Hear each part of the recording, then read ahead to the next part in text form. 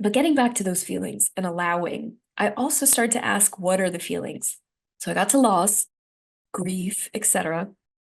But there was something else. There was something else that I knew was there. And if I just dug a little deeper, I would find more answers. And sure enough, there it was. Shame.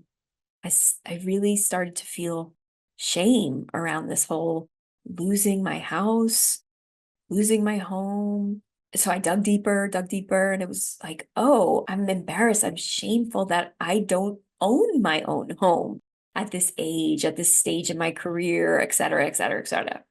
So starting to unpack that a bit was really helpful as well. Because then the next thing I start to ask, again, for myself or even for my when I'm coaching my clients is it true? Right? Just take that sentence. Is it true? So when I start to be shameful, I'm like, what am I shameful about? And that's where all those things, those lies start to surface. Oh, that I'm a failure, right? I'm not as successful as I should be. I don't own a home and I should. Should. And I start shitting all over myself. So are these things true? And I start to just separate them one by one and allow them to surface. Like, am I a failure? Is that true? No, that's not true. And I start to talk to myself and say, these are all the reasons why that's not true. And I start to point to my successes and the epic things that I've achieved. I also start to look at what I've prioritized over the last decade or two. I've really prioritized growing my career, investing in my self-development, investing in myself and my business. That's really what I was focused on.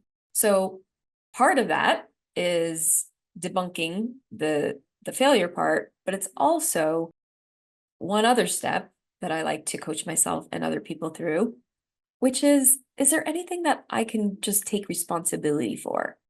And again, that's very different than blame. Sure, I can blame myself, but that only leads to more shame. So instead, what can I take responsibility for? And that's what I just said. I can take responsibility for what I've actually prioritized in my life, which are other things than buying a home. Okay, got it. When life knocks you down, sometimes there's a lesson there, or sometimes there's an opportunity to reprioritize, to make new goals for yourself, to set new expectations, etc. So maybe in this next decade, hopefully, I will really prioritize getting my own home, right? So this can happen again. So that's just another thing. So is it true? And if they're not true, right, make sure that you have enough reasons and backup to debunk those myths that you're telling yourself, those lies that you're telling yourself, because usually shame and blame come from these lies, these negative things that we're telling ourselves over and over again.